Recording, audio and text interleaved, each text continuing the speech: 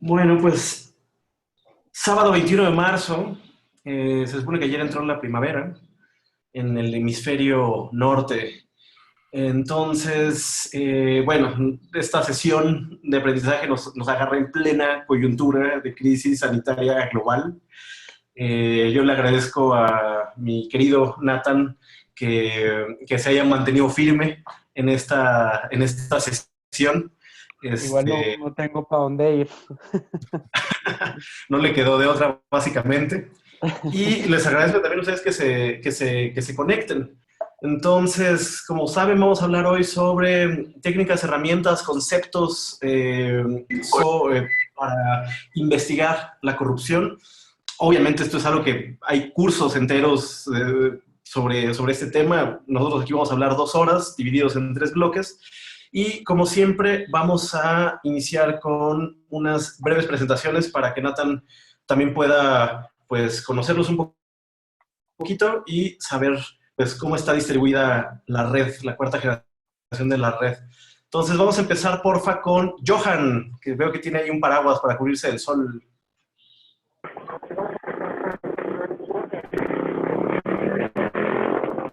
Sí, hola, ¿me escuchan?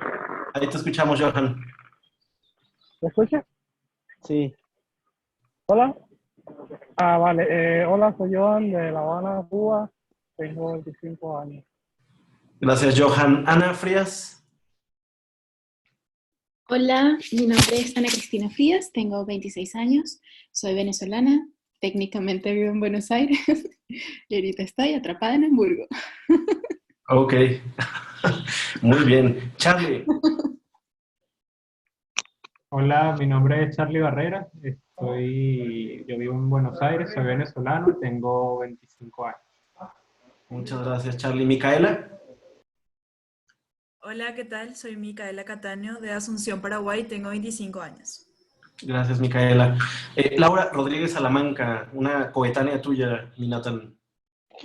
Hola, soy Laura Rodríguez Salamanca, tengo 24 años y voy a decir exactamente dónde vivo porque me van a entender. Vivo en Tabio, Colombia. Muy bien. Hernán. Hola, ¿cómo están? Soy Hernán Florínez, soy de Lima, Perú, y tengo 24 años.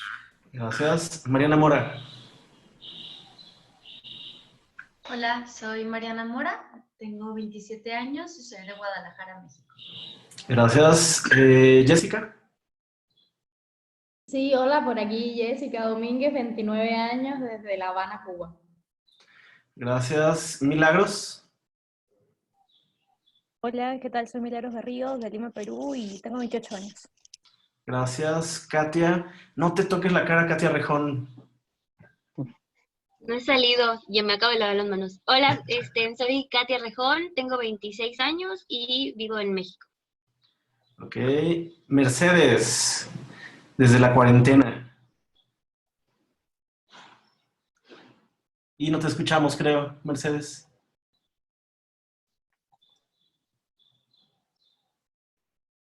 ¿Aló, aló? No. Bueno, Mercedes está en Nueva York. Es argentina, vive en Nueva York y pues nada, está en absoluta cuarentena. David Adrián. Hola, ¿qué tal? Soy David Adrián García de Chihuahua, México, al norte. Tengo 29 años y ya. Muy bien, ahí se andaba quitando un año. Noelia. Yo soy Noelia Gutiérrez, vivo en Managua, Nicaragua, y tengo 25 años. Gracias. Camila. Hola, ¿qué tal? Soy Camila Barreiro, vivo en Buenos Aires, Argentina, y tengo 26 años. Gracias. Sebastián. Hola, soy Sebastián Rodríguez, tengo 25 años, soy chileno, pero vivo en Barcelona. Y por cierto que llevamos ya una semana encerrados. Uf. Bueno, pues mucha fuerza y ánimo y fiestas virtuales. Melissa. Hola, soy Melissa Rabanales, tengo 24 años, soy guatemalteca y actualmente estoy viviendo en Buenos Aires. Muy bien, aquí hago una breve pausa para contarles, ya sabían que esta sesión se abrió a personas externas de la red y nos acompaña en esta ocasión Diego. veo que dice Diego E, entonces no sé cómo se apellida, pero Diego, si gustas presentarte. ¿Qué tal? Mi nombre es Diego Sánchez, soy de La Plata, Argentina. Soy miembro externo en la red. Llegué aquí por una invitación de Nicole Martín, que es una compañera con la cual participo en un grupo de investigación en Argentina. Fantástico, Diego. Muchísimas gracias por acompañarnos y un saludo ahí hasta el sur. Seguimos con Gabriela. Hola, yo soy Gabriela Valls, soy de Cochabamba, Bolivia y tengo 23 años. Gracias, Carlos Mayorga. Hola, soy Carlos Mayorga, tengo 21 años, soy colombiano y vivo en Bogotá. Gracias, Daniel Salazar. Hay un colega. Hola, soy Daniel Salazar, de Costa Rica, tengo 26 años. Muy bien. Josefa. Hola, soy Josefa Barraza, tengo 25 años y soy de Santiago de Chile. Ok, luego vamos con, por favor, Ian. Hola, yo soy Ian Cavazos, tengo 21 años y soy de Monterrey, México. Gracias. Aranza. Hola, yo soy Aranza, tengo 23 años y soy de Ciudad de México. Gracias. ¿Y quién nos falta? Un momentito. Tatiana Oviedo. Hola, yo soy Tatiana y estoy en Montevideo, Uruguay y tengo 22. Gracias. Fátima Romero. Hola, soy Fátima Romero de San Pedro Sula, Honduras, tengo 27 años. Gracias. Miranda. Hola, yo soy Miranda Mazareos, tengo 24 años y soy de Guatemala. Ok. Alejandra Canchanya. Hola, yo soy Alejandra Canchanya, tengo 23 años y soy de Lima, Perú. Ok, ya estamos en la recta final. Nicole Martín. Listo. Hola, soy Nicole Martín de Argentina, vivo en Buenos Aires y tengo 25 años. Muy bien, muchas gracias. Montserrat Saavedra. Hola, soy Montserrat Saavedra de Santiago, Chile y también tengo 26 años. Gracias. Y terminamos con Quetzali, porfa. Hola, soy Quetzali Rosas, 32 años, Ciudad de México. Y Florencia Luján.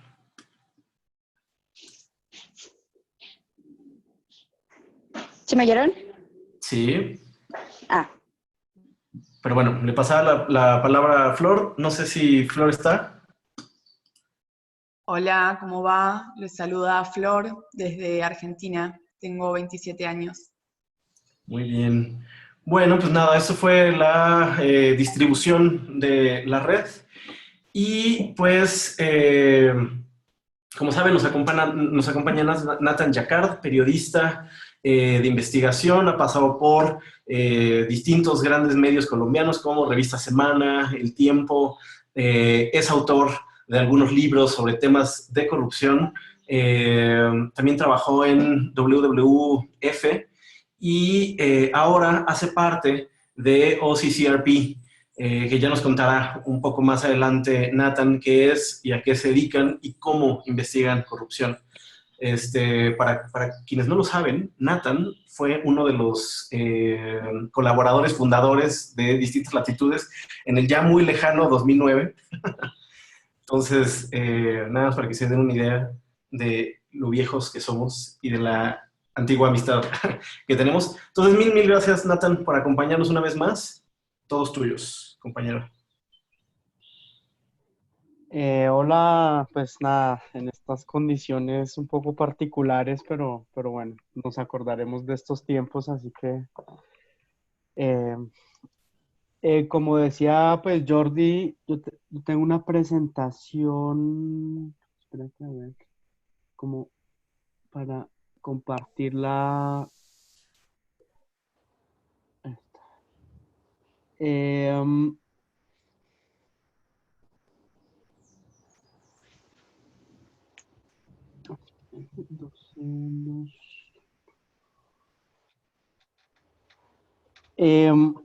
Pues sí, como les decía Jordi, yo soy pues colombiano, vivo en Bogotá, mis papás son suizos, por eso tengo un nombre un poco raro.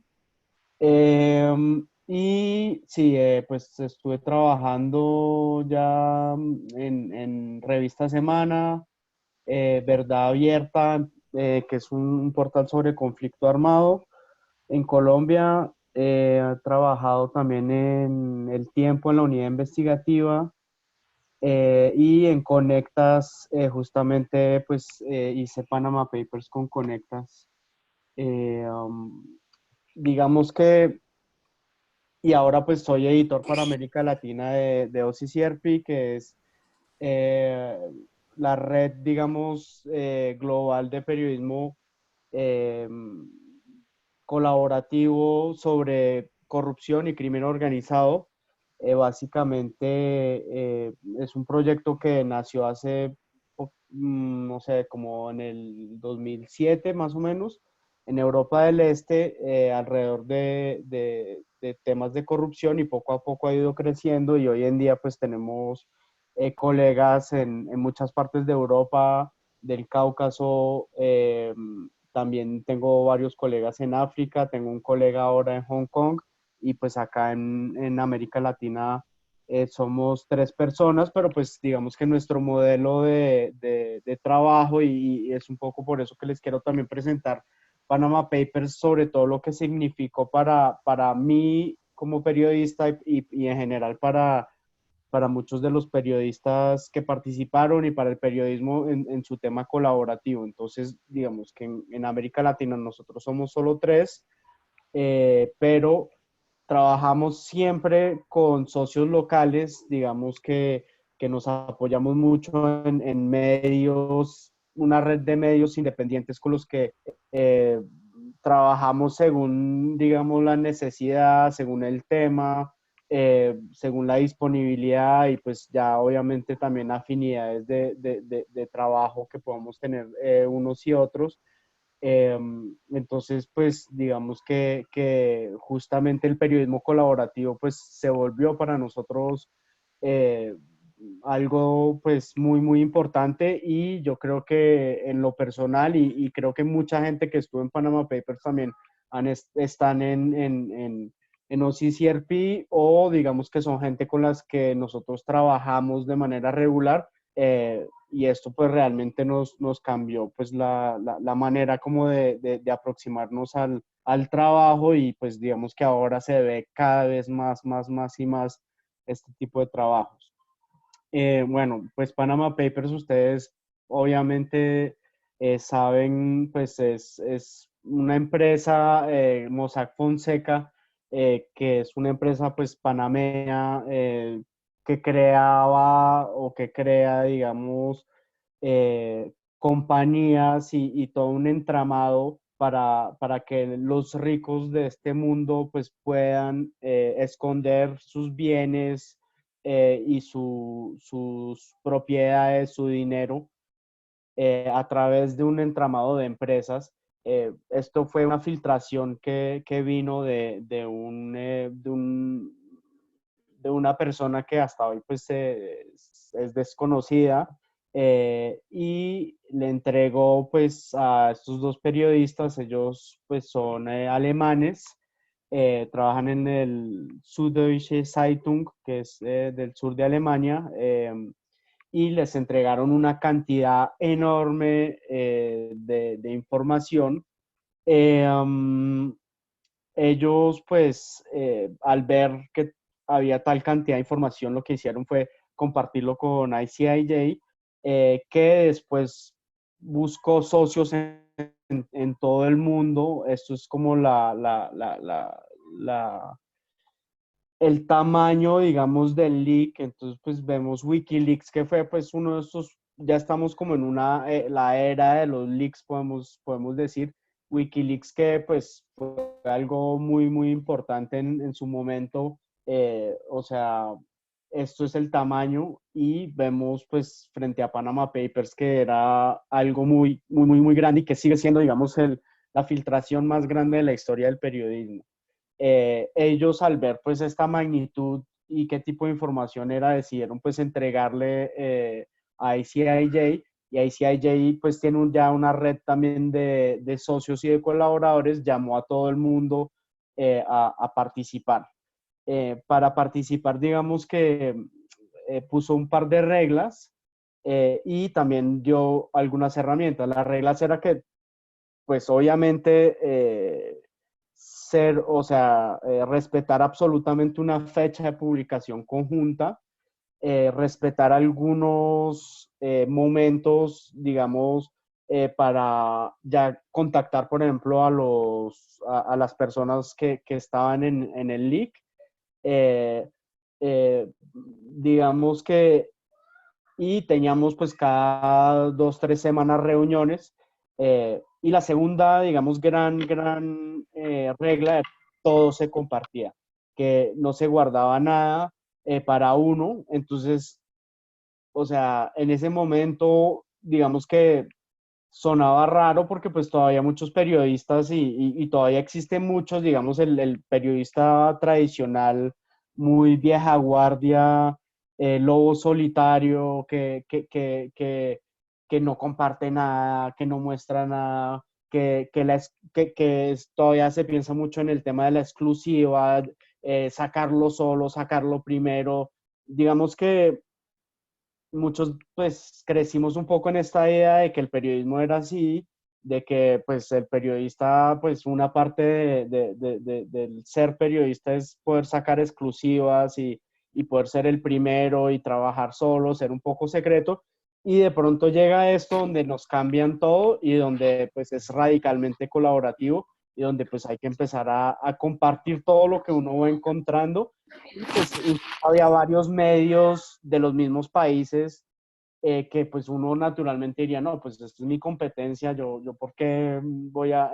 Entonces, pues digamos que de manera más o menos natural, o hay gente que le costó, hay gente que lo tomó más naturalmente, porque ya venía un poco de otras tradiciones, pero pues eso fueron las reglas que se pusieron.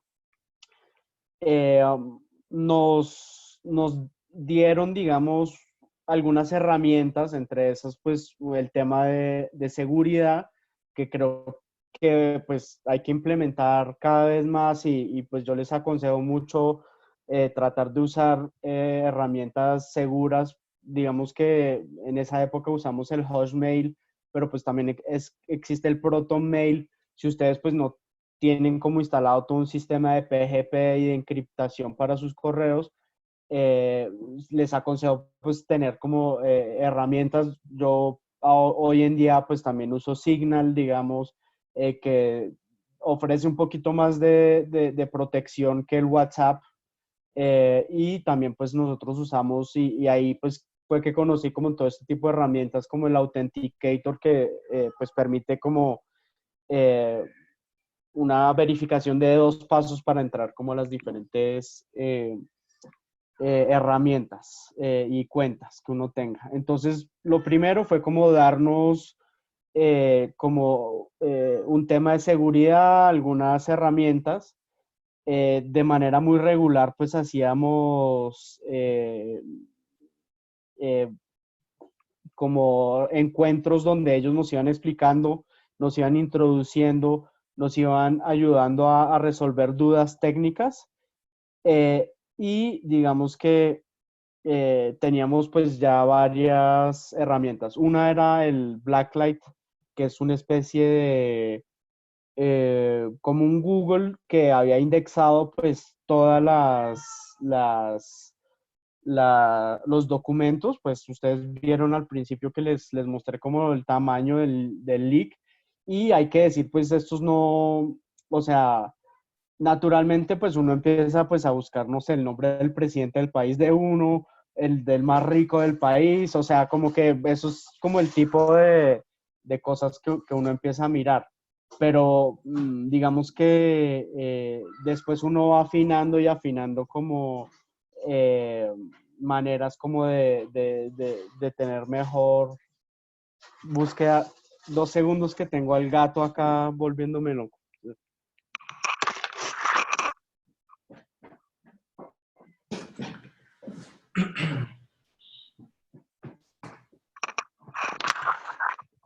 Disculpen. Entonces, pues teníamos esta especie de Google que nos ayudaba como a indexar, a buscar los nombres. Obviamente, pues digamos que uno buscaba como estos nombres que le vienen a la cabeza o los ministros, etcétera, y el problema es que sí salían.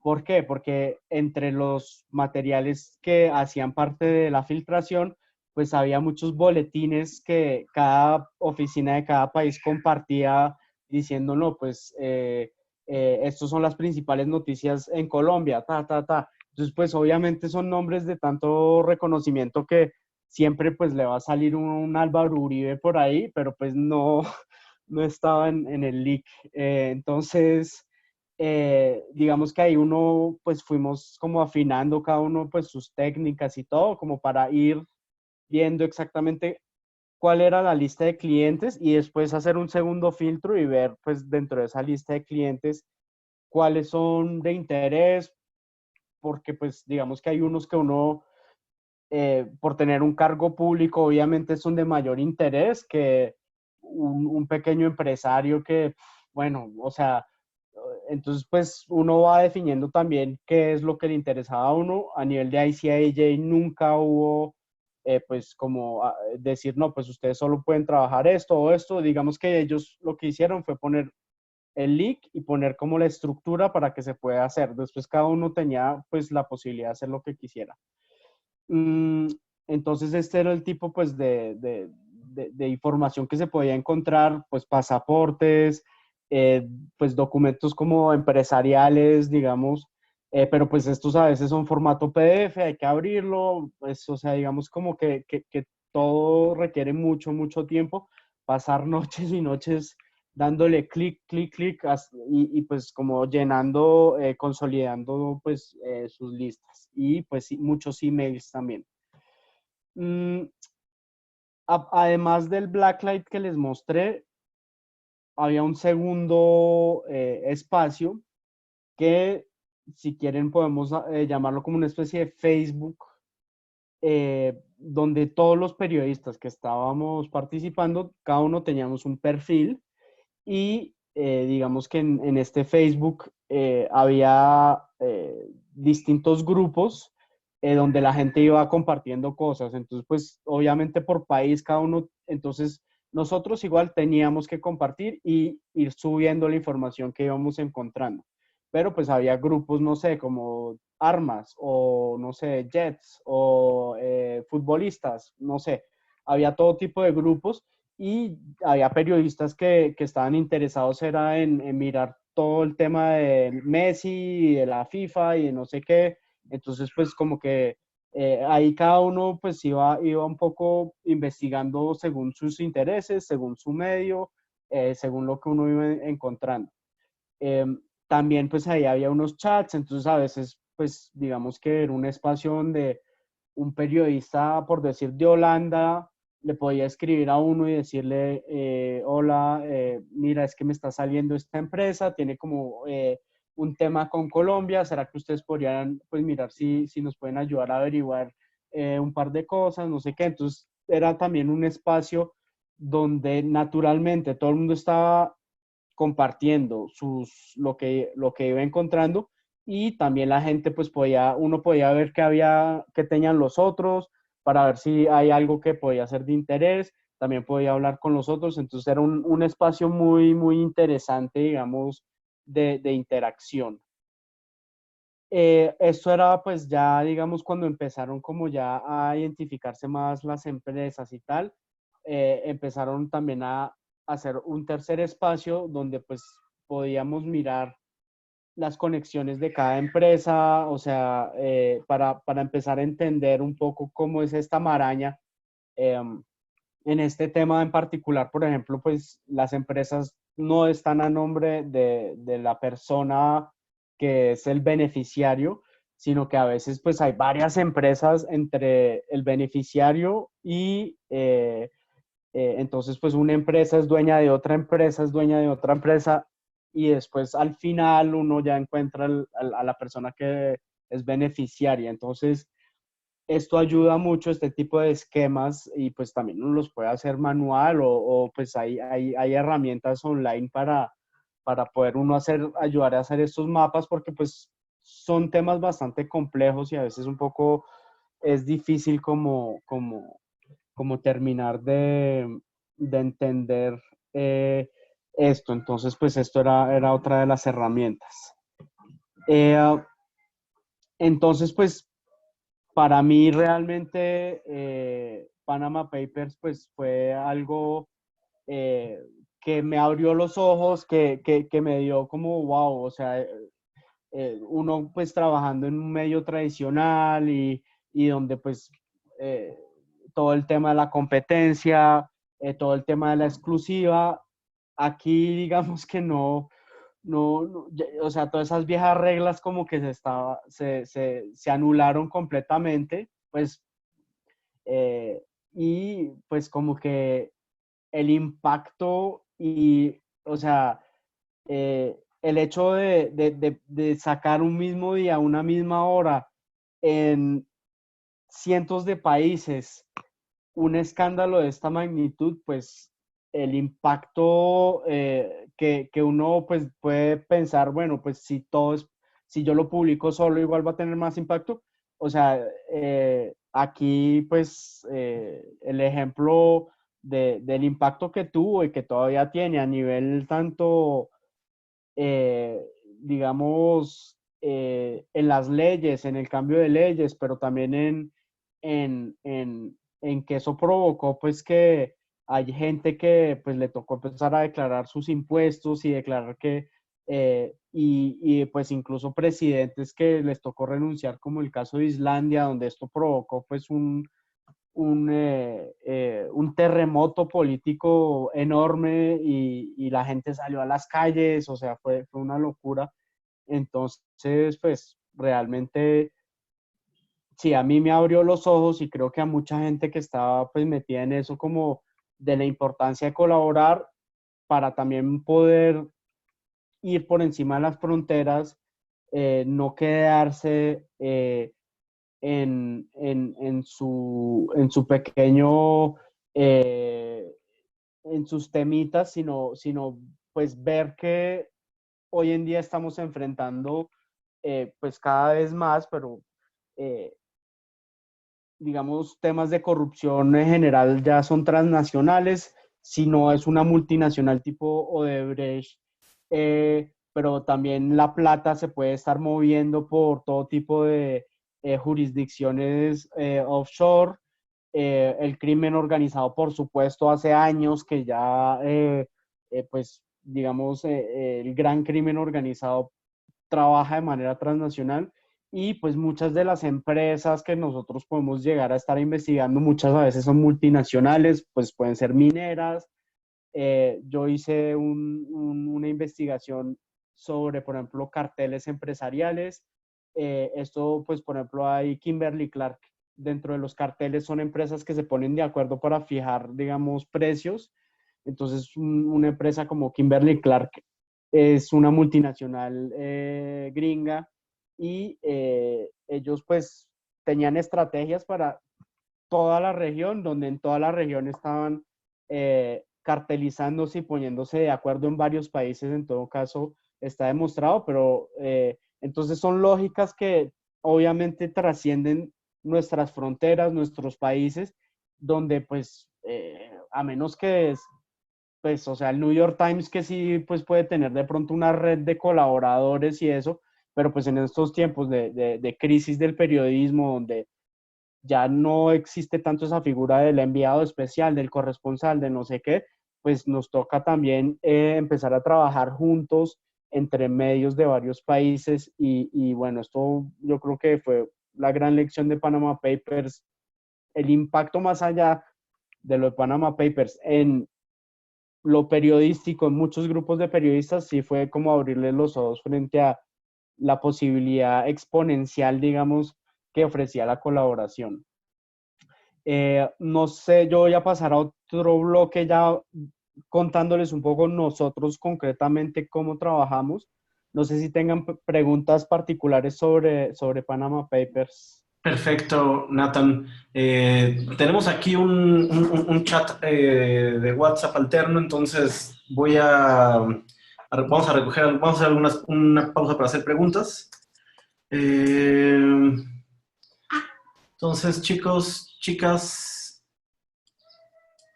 vayan levantando la mano, por favor. Elisa, adelante. Hola, ¿qué tal? Yo tenía una pregunta acerca de si tenían algún programa de protección a los periodistas que estaban trabajando en esto, porque por ejemplo en Guatemala, que es uno de los países con más corrupción, no hay un programa de protección a periodistas. Entonces quería ver cómo ustedes pues aseguraban sus vidas y su trabajo. ¿Contesto o otras preguntas, Jordi? Si quieres, ve contestando, apenas van saliendo las demás, entonces si quieres, vamos una por una. Concretamente, digamos, en este tema de Panama Papers, pues el tema de seguridad, digamos que cada medio pues tenía sus protocolos y no había, pues, digamos, teníamos el tema de seguridad digital bastante fuerte, como les mostré antes. O sea, usando canales de encripción y niveles, digamos, de passwords bastante fuertes y de doble verificación, pero digamos que eso era como el tema de seguridad digital. En temas de seguridad física, digamos que, o sea, en lo personal, digamos, nosotros no teníamos como un problema concreto. Entonces, pues, nosotros, pues, cada uno tiene sus protocolos de seguridad y si quieren les puedo hablar un poquitico de eso, pero no había como una directiva desde el ICIJ como sobre la seguridad y todo particular. Ya pues sobre protocolos de seguridad que se puedan tener y yo también pues aconsejo como de estar como atento a lo que pueda pasar y todo. Digamos que nosotros para cada proyecto siempre tratamos de tener una evaluación sobre cuáles son los riesgos de cada proyecto, quiénes son los actores, tener identificados los actores que pueden estar pues presentes, digamos, en la cobertura, aliados, peligrosos, y estar pues evaluar también con fuentes locales para ver, digamos, cuál es la situación. Y por último, digamos que en mayor o menor medida, pero también pues ponemos algunos protocolos que sea, pues me llamas o me mandas un mensaje todos los días a las 8 de la noche o al mediodía, o digamos que se pueden poner como protocolos de comunicación para pues decirme, no, todo va bien, todo está bien, digamos, porque siempre es muy importante como que alguien esté pendiente de uno. Y pues también tratar de nunca estar solo, son pero pues es otro tema, pero les puedo hablar otro día de todo el tema de seguridad si quieren también. Muy bien, Nathan, muchas gracias. Nicole, por favor.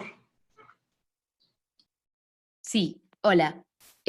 ¿Podrías mencionarnos algunos recursos de chequeo de la vinculación entre las empresas que encontraron estos papeles, en estos papers, de los Panama Papers, pasando por los testaferros y llegando a los beneficiarios finales? O sea, entiendo que los papers los iban paseando en un montón de personalidades jurídicas hasta llegar a los nombres de los testaferros y de ahí había que chequear su vínculo con los verdaderos beneficiarios. Y bueno, yo no tengo mucha experiencia en esto, pero pasé un poco por los sistemas así de papers y de las empresas y quería pedirte si tenías algunos recursos para poder compartirnos. ¿Recursos en qué sentido? Recursos para hacer la verificación de estos vínculos empresariales que te llevan en la mejor instancia hasta el beneficiario final, ¿no? Bueno, en el caso del leak, digamos que teníamos, o sea, había un documento final dentro de esta maraña de documentos que decía el beneficiario es tal persona, ¿sí? Entonces, pues ahí, digamos, pero lo difícil era llegar a eso. Pero ahí ya llegábamos como al beneficiario final y ya podemos pues tener certeza.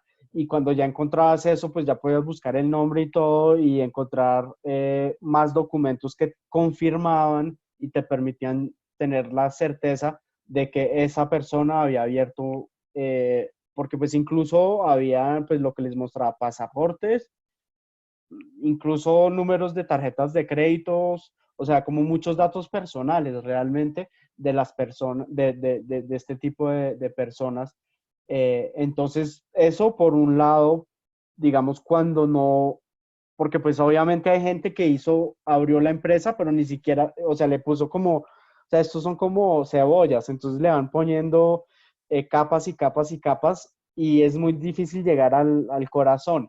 Entonces, otra capa que pueden poner es que incluso esa empresa en un paraíso fiscal, digamos, puede estar a nombre de un testaferro y digamos que ahí ya se vuelve pues muy complejo y ya no es el leak, o sea, ya no es lo documental lo que te va a permitir a ti como hacer la verificación de que esta persona es testaferro de esta persona, sino que ya esto pues hay que recurrir de pronto a otras fuentes externas o fuentes humanas, digamos, para pues permitir, digamos, darse cuenta de quién está detrás de eso. Recursos, digamos que, o sea, yo ahorita les voy a hablar un poco, pero bueno, de todas maneras, el primer paso, o sea, es que obviamente este tipo de jurisdicciones offshore y todo, pues son por naturaleza muy, muy secretos, ¿sí? Pero digamos que cada país de todas maneras tiene registros públicos más o menos abiertos, digamos, depende mucho de los países. Eh, en- Hay registros de propiedad, entonces son temas que uno tiene, pues debería usar en general, así cubra deportes, así cubra cultura, así cubra lo que sea, me parece que todo periodista pues tiene que tener un poquito de investigativo y digamos que la primera, o sea, el primer paso que yo diría es aprender a conocer bien cómo funcionan los registros del país de uno, o sea, si yo quiero saber quién está detrás de la empresa Pepito Pérez, ¿cómo hago? Si yo quiero saber este edificio acá, quién es el dueño, ¿cómo hago? Si quiero saber, o sea, y digamos que hay más o menos transparencia de datos según los países. Hay países, me ha tocado trabajar con Venezuela, obviamente es muy complejo en estos momentos, hasta lo más básico que es establecer de quién es, o sea, esta empresa de quién es. Pero pues muchos países son mucho más abiertos, incluso pues Costa Rica, por ejemplo, es impresionante, tú puedes ver quién está casado con quién, registros de entrada y de salida migratorios. Entonces, digamos que yo diría que en cada país ustedes tienen que familiarizarse mucho o tratar como de hacer el ejercicio de ver cómo se encuentran estas informaciones básicas de cada país. Y ya luego, pues si uno quiere ir en offshore, pues uno empieza a aprender también. Panamá tiene un registro público, uno lo puede buscar, etcétera, etcétera. Pero pues si uno quiere buscar algo en, no sé, Islas Vírgenes Británicas o Caimán, pues hasta ahí llegó, a menos que haya un leak o que algún ICIJ o CCRP o este tipo de organizaciones tengan este tipo de información.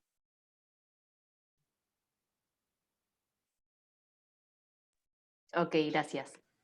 Gracias, Nathan. Hernán. Hola Nathan, ¿cómo estás? Un gusto. Preguntas muy puntuales. Quería saber la relación que había entre los Panama Papers y los Bahaman Leaks. Yo recuerdo que en los Panama pues había la limitación para poder seguir la ruta del dinero, ¿no? Llegabas hasta el punto de poder entender a quién le pertenecía esa sociedad. Muchas veces esa sociedad igual estaba inscrita en los registros públicos nacionales, entonces no, no necesariamente estaba como completamente oculta, no necesariamente era un delito, y eso fue de las cosas más complejas que nos tocó enfrentar cuando publicábamos, que esto tenía relevancia e interés público, si bien no estaba completamente tipificado en el Código Penal, ¿no? Entonces, lo que a mí me tocó revisar es sentido que los Panama Papers tienen más limitaciones a diferencia de los Bahaman Leaks, que incluso hay transferencias, ¿no? Quería saber su relación, cómo habían nacido cada una y si se puede saber bien en el mismo lado.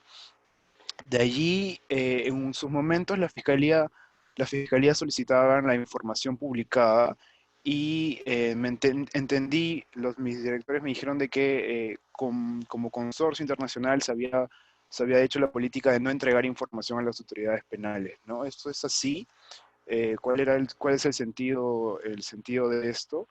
Y sí, básicamente eso. Y recogiendo también lo que dice la compañera Nicole, una anécdota muy chiquita que me pasó con eso fue que cuando estuve revisando los papeles, creía que tenía ya el beneficiario final, pero los documentos no estaban firmados, ¿no? Eran documentos de los leaks de los Panama Papers, tenían los pasaportes, los DNIs, pero no estaban firmados, ¿no? Entonces siempre hay como, incluso en las filtraciones así globales, uno tiene que asegurarse que cada documento sea el correspondiente, ¿no? Sí, bueno, digamos que, bueno, en Panama Papers no sé, o sea, en algunos casos sí había dinero, se hablaba de dinero, se hablaba de transferencias. Yo hice un caso que era es una empresa Servientrega, una empresa bastante grande acá en Colombia de correo y también de giros, bueno. Y ellos claramente hablaban de triangular dinero creando, o sea, en este sentido, ellos habían creado empresas de papel, digamos, en offshore, que se presentaban como clientes de Servientrega, entonces les facturaban servicios publicitarios o cualquier cosa por $1 millón. Esa plata pues se pagaba a una empresa falsa en Islas Vírgenes o donde fuera, y digamos que era una manera pues de evadir impuestos. Entonces ahí podíamos ver, digamos, algún tipo de seguimiento del dinero. Pero pues sí, obviamente acá había siempre pues como que uno no sabía exactamente, porque pues se creaba una empresa que le ponían, no, pues es una empresa que vale $10 o lo que fuera, o sea, y uno no podía siempre como establecer que había como un poquito más allá. Pero pues digamos o sea, Bahama Leaks sí, porque, o sea, Bahama Leaks salió creo que 6 meses después. También viene Mossack Fonseca, también fue entregado Süddeutsche Zeitung en Alemania y también pues se entregó a la ICIJ, fue mucho más pequeño, pero tenía, digamos, venía con información bancaria de varios bancos que estaban asociados a estas empresas. Entonces sí era pues distinto, entonces se podía pues mirar cosas un poco más interesantes en ese sentido. Del tema de entregar o no entregar a las autoridades, digamos, la información, es complicado, pues, primero, de todas maneras, una corte no aceptaría, pues, este tipo de documentos como tal, porque, pues, digamos que cada, pues, país y cada sistema penal define cómo o sea, qué es aceptable como prueba y qué no. Entonces, digamos, para muchas policías judiciales o fiscalías, o sea, ellos tienen que ir a recoger la prueba. Entonces, ¿qué pasó? Realmente pasó que salió esto el domingo y el lunes, martes, las fiscalías fueron a las oficinas de Mossack Fonseca en cada país y ellos, pues ahí sí hicieron, según los protocolos que define la ley, ir a recoger las pruebas que ellos pues ya habían visto en las publicaciones. Entonces, digamos que en ese sentido, pues sí había influencia sobre lo que pasara, pero pues yo en general sí estoy de acuerdo que nosotros no somos policías, no tenemos por qué estar entregando la información. La policía, pues, o la fiscalía, pues, tiene sus propias capacidades pero pues nosotros podemos ayudar a poner cuidado a algún tema en particular, o incluso, pues, si nos llaman y nos dicen, pues, podemos explicarles algunas cosas, pero yo creo que nosotros no estamos como para hacer el trabajo de la policía.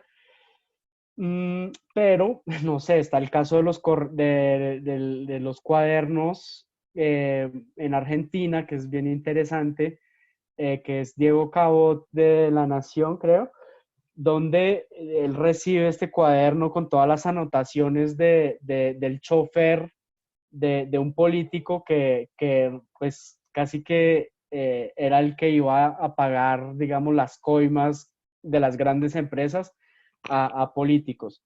Y pues este cuaderno era como la prueba principal, y él sí trabajó, o sea, con la policía, en algún momento él entregó todo a la policía. Es un debate y pues digamos que pues uno no sabe, ¿no? No, pues, pero es un debate bastante interesante. Pero pues hay gente que lo ha hecho, hay gente que critica a Cabot por haberlo hecho, pero pues bueno. Muchas gracias. Y cerramos este bloque con una última pregunta. Con Laura, por favor. Hola, no, pues son dos preguntas, pero son súper chiquitas. Una es, bueno, yo también trabajo en Semana ahora, y me gustaría saber, digamos, tú qué has encontrado en esas investigaciones colaborativas que no se encuentran en los grandes medios, por una parte, y segundo, pues, qué tanto dudaban a la hora de publicar la información, porque digamos, en Colombia básicamente uno destapa cualquier cosa y hay corrupción. O sea, es tan grave la situación que pasa eso, ¿no? Pero ¿en qué momento ustedes decían como, o sea, ya estoy seguro de que esto es publicable? Sí, no, y creo que a Hernán no le contesté un poco eso, entonces, bueno. ¿Qué diferencia hay entre grandes medios y medios más independientes para este tipo de cosas? Pues la verdad, toda, porque pues mi experiencia, pues los grandes medios son interesantes, pero en todos en algún momento hay intereses que uno puede llegar a pisar, o amistades, y pues hay algunos medios que lo manejan mejor que otros, pero siempre digamos que son poderes fácticos bastante fuertes, y digamos que mi experiencia, yo he estado en Semana en el tiempo.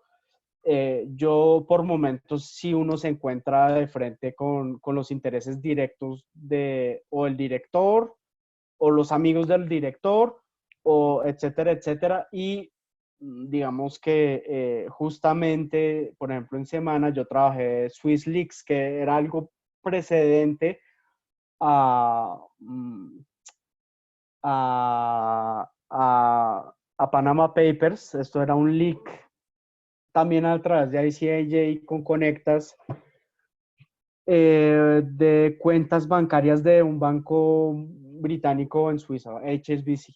Pero entonces ahí había pues muchos clientes, y pues cada país tenía sus clientes y tal, y pues era interesante. Y dentro de esos clientes había gente con cercanía, digamos, con el fundador de la revista, y esto pues fue bastante problemático para mí. Pero se publicó, pero fue duro. Entonces, digamos que eso en medios independientes o sea, siempre hay pues como dudas, sí puede haber, pero pues digamos que eso no, pues, digamos que las formas de censura en los grandes medios sí son mucho más presentes, y de autocensura. Sobre el momento de publicar o no, qué publicar, digamos que es un debate siempre fuerte, y pues cada uno lo resolvió a su manera, cada medio, cada periodista. Nosotros, digamos que yo estaba en Conectas y salió en El Espectador, pero pues digamos que El Espectador fue como la plataforma que nos ayudó como a publicar, pero no estuvieron involucrados en un primer momento en todo caso. Lo primero era pues que hubiera claramente un indicio de un delito, por ejemplo lo que les cuento de Servientrega, donde era claro que estaban haciendo unas triangulaciones para evadir impuestos. Y por otro lado, digamos, la vinculación a lo público, vinculación a cargos públicos. Entonces, digamos que gente como pues un senador o un alcalde o digamos están los negociadores del proceso de paz, los dos. Eh, entonces había mucho, ese fue como nuestro rasero, digamos. Y nosotros no decidimos no publicar la lista entera, ¿sí? Luego, había otro socio en Colombia, Consejo de Redacción, ellos decidieron hacer un caso muy a profundidad, ¿sí? Porque es un caso que involucraba una hacienda Bellavista que tiene una tradición de despojo de tierras y todo, entonces era un caso, pero ellos hicieron un artículo muy grande solo de ese caso. Hay otros países que decidieron publicar la lista completa, ¿sí? Como expliquen ustedes. Entonces, es un debate también que es saludable dar y pues que siempre hay unos pros y unos contras, pero pues nosotros lo resolvimos así, sin invalidar lo que se tomó en otras decisiones que se tomaron en otras partes y que luego, pues, no sé, había por unos periodistas o pues, y pues nosotros decidimos no sacarlos, pero después es como, es que ustedes están protegiéndolos y, o sea, no sé, pues no es tan así, pero digamos que porque no habíamos definido lo que queríamos sacar, digamos, pero en ningún momento nos dijeron tienen que hacer esto así o así, digamos que era potestad de cada uno. Muy bien, Nathan. Pues muchas gracias. Para continuar con los tiempos, si gustas, podemos continuar con el siguiente bloque. Gusto. Bueno, entonces, OCCRP, digamos que es donde trabajo hoy, hace ya 2 años que casi que estoy vinculado a OCCRP. Entonces, pues digamos que nosotros hacemos mucho este tipo de investigaciones tipo Panama Papers, pues, o sea, muy enfocados en crimen organizado y en corrupción. Entonces, como les decía, tenemos una red, digamos, mundial de editores y tenemos como socios, como muchos centros de investigación en países. Acá en América Latina, digamos, estamos trabajando más que todo con CLIP, que es un proyecto relativamente nuevo que involucra a María Teresa Ronderos y Janina Zenini. Entonces, estamos colaborando con ellos en 2 grandes proyectos, pero pues en lo local, digamos, yo he trabajado mucho con Plan B en Ecuador, con Boca en Perú, por ejemplo. Hemos trabajado en Brasil, hemos trabajado con periodista de revista Época, otro de UOL. Depende de cada proyecto, ¿sí? Digamos que siempre buscamos pues como alianzas o si nos proponen también. ¿Qué más hemos en Venezuela? Con Armando, con Cocuyo, con Run Runes, con Pitazo. Acá en Colombia con Semana, con El Tiempo. Depende mucho del proyecto, según vemos, pues mejor trabajémoslos con esta gente, con grandes medios tradicionales y también, digamos, medios independientes más pequeños, pero pues muy especializados que ya conocen muy bien sus temas. A nivel, digamos, entonces, pues esto es un poco el impacto que ha tenido CCRP en los últimos, como, no sé, como 10 años. Les voy a pasar un poco rápido esto. Primera herramienta que nosotros tenemos se llama el Investigative Dashboard. Básicamente es una herramienta que nos permite buscar, o sea, hay un equipo de colegas míos que tienen acceso a todo este tipo de bases de datos. Entonces, desde Flight Radar, que pues no sé si lo conozcan, pero pues yo lo tengo acá en el celular porque me parece divertido ver los aviones y ver, es un poco ñoño, pero bueno. Pero pues permite mirar en los últimos meses aviones, digamos, donde han estado. Esto se usó de manera bastante inteligente, por ejemplo, cuando hubo el accidente de Lamia, acá en Colombia, que se estrelló el avión con el Chapecoense. En Univision miraron todos los vuelos de Lamia sobre el último año y vieron que casi siempre ya venían con un patrón de ir al ras de gasolina, ¿sí? Porque pues siempre estaban al límite. Entonces, digamos que se vio ese patrón. Esto pues fue, pues me parece como una revelación bastante interesante. Marine Traffic permite pues también ver los barcos, dónde van.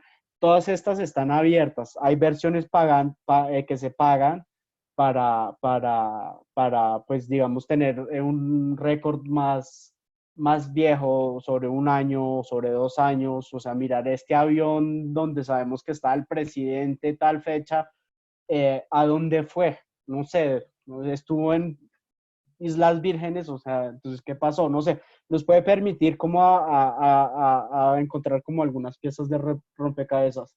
Import Genius es muy interesante porque pues para cualquier empresa, digamos, se puede pedir como registros de importación y exportación, por ende podemos ver quiénes son sus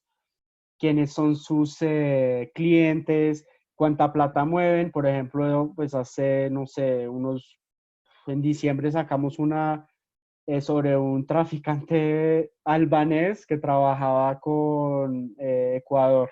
Entonces él tenía una empresa de frutas legalmente constituida y eso pues nos permitía ver como quiénes son sus clientes, qué volumen manejaban, desde qué época. Entonces pudimos establecer que a él lo habían arrestado en el 2015 en Ecuador.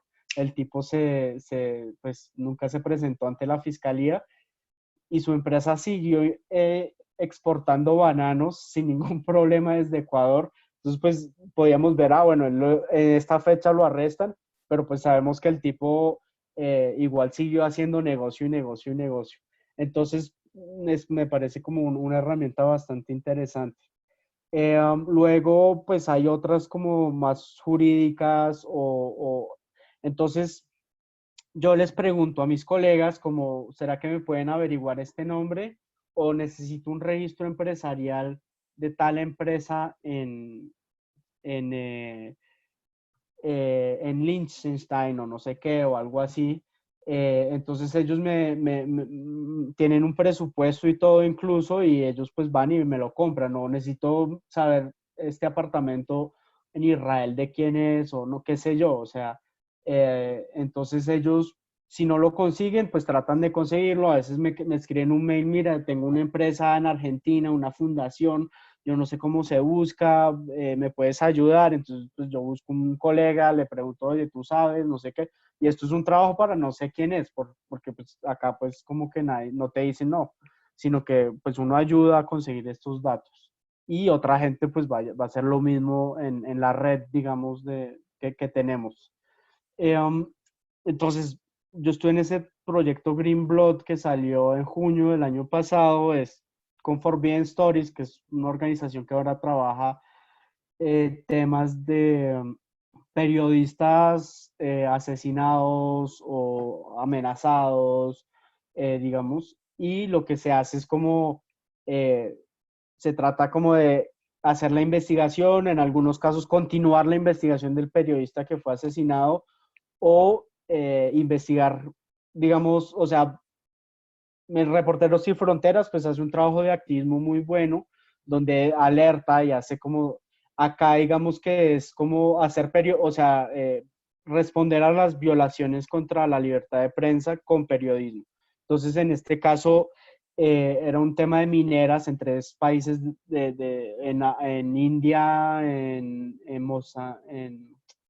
Kenia, creo, en África, y en Guatemala. Entonces, Guatemala, el caso era de una minera rusa que está en Izabal, es un lago, y ha habido problemas de contaminación bastante severos en este lago, y digamos que se han reportado también acoso bastante fuerte contra periodistas, digamos, de unas pequeños medios locales cooperativos que trabajan allá, digamos, y que están como en primera línea. Entonces, eh, eh, Forbidden Stories armó como el proyecto, muchos socios, grandes periódicos, el Le Monde, Guardian, El País, etcétera, también en socios locales, y pues nosotros estábamos también metidos ahí. Lo que hicimos, pues acá les muestro un poco como las publicaciones que se hicieron en este tema. Entonces nosotros pues nos enfocamos más que todo en encontrar como toda la ruta del negocio, entonces pues como mirar todo el tema de importación, de qué estamos hablando, de qué tan grande es la empresa, quiénes son sus clientes, a quién le compra, etcétera, y pues como que llegamos o sea, estos eran, sí, o sea, no sé cuántas empresas, no sé si tenga, no. O sea, un grupo de 70 empresas o una cosa así, donde todos están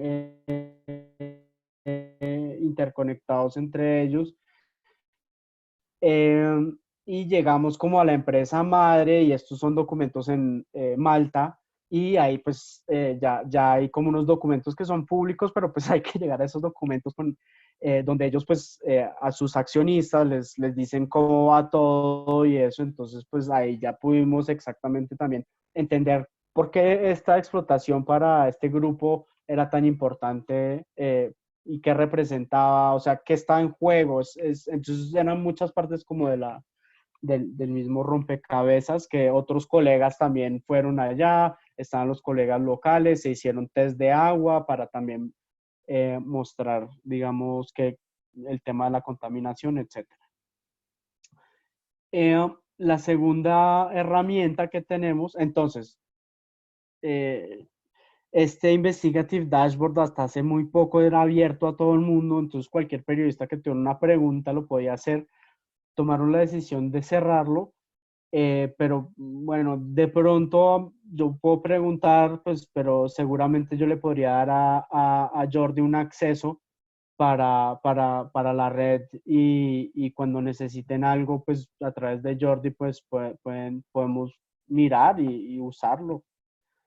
Porque pues sí está abierto a socios y amigos, entonces Jordi es mi amigo, entonces le puedo dar acceso. Fantástico, buenísimo. La otra herramienta es Aleph. Aleph, lo que se quiere hacer es una especie de Google de bases de datos, básicamente. Entonces hay un equipo de data que está constantemente indexando bases de datos de todo el mundo, de todo, pero pues mucho como empresarial, propiedad, etcétera. Entonces, pero también ahí está todo lo Wikileaks, o sea, hay mucha información de todo tipo, o sea, como acá sale, son millones de registros, y la idea es como poder cruzar todo. Entonces, a veces yo no tengo esta lista de 30 personas que son todos, no sé, como empresarios, pero tengo sospechas de que ellos están, no sé, ocultando el dinero o algo así en otro lado. Entonces, pues yo les mando como la lista, y ellos de una, pues nada, lo ponen a correr, y ya después uno ve si hay positivos, o sea, si tal empresario le sale una propiedad en Florida o qué sé yo. Entonces, digamos que eso permite como de cruzar todo. Hay una parte pública y hay una parte de algunas bases de datos que sí son privadas y que digamos que no todo el mundo tiene acceso o o sea, el acceso no es para todos. Aquí creo que hay un videito. Ah, sí. No. ¿Lo pongo acá, Jordi? Sí, yo creo que ahí lo ven todos. ¿O A no? ver, no sé si se va a escuchar el audio, pero si no, pásame el link y yo se los paso también. No, porque vemos el video, pero no, yo no escucho el audio. ¿Y lo escuchan o no? No. ¿No? No. No. Bueno, ahorita les mando el link. Vale. Entonces, la persona que está detrás de eso, que es un demente, ahí explica un poco de qué se trata. Pues se ve así, hay mails, hay de todo, y la idea es ir alimentando este Aleph, que pues le pusieron así por el cuento de Borges, ir alimentando este monstruo cada vez con más y más y más y más y más bases de datos. Es un proyecto, no sé, muy demente. Pero pues digamos que la idea es como que sea un aliado de los periodistas de investigación cuando necesitan pues como mirar y mirar en todo lado. Entonces, acá pues sí, son estos 170 o algo así millones de registros, 247 fuentes de 233 países, y hay de todo, de todo, de todo, registros de propiedad, etcétera, y todo está en un solo lugar. Ah, esto sí, puse mal el slide quedó mal. Esto es un poco lo que encontramos gracias a la otra herramienta sobre Solvay, que era esta empresa rusa. Son 73 empresas en todo el mundo.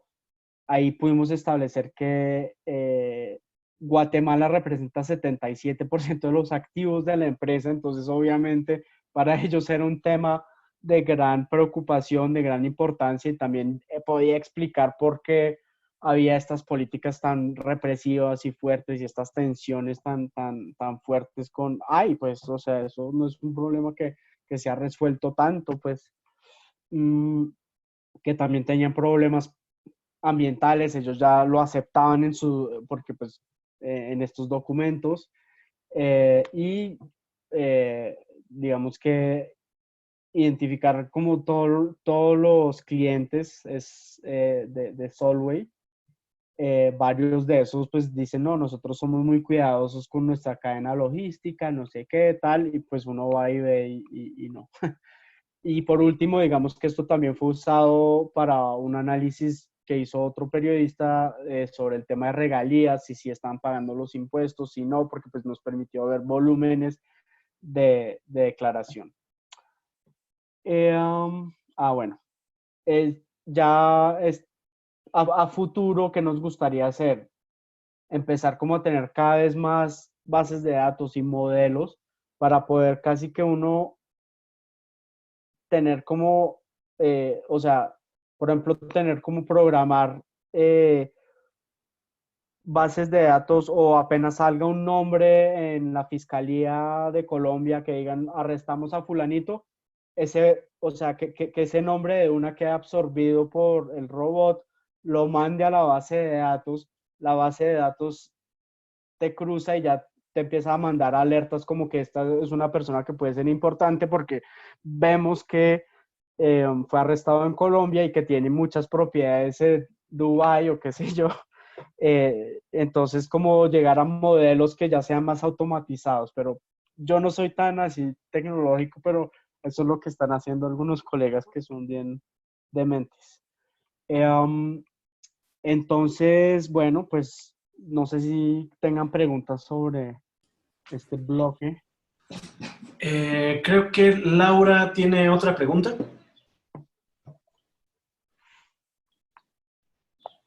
Sí, yo tengo una duda que me parece que es medio boba, pero igual la voy a hacer. Digamos, cuando no hay una filtración de información o un escándalo previo, ¿ustedes cómo saben por dónde empezar a buscar? O sea, porque al final los fenómenos de corrupción son tantos que, digamos, por ejemplo, tú cómo haces para elegir un tema o saber dónde vas a poner el foco y empezar a buscar por ese lado, como el primer paso. Pues digamos que sí, obviamente no hay siempre un leak o algo, pero pues digamos que es importante que todos tengan fuentes y una fuente puede alertar, entonces pues no sé, o a veces hay gente que se le va a acercar a uno a hacerle una denuncia.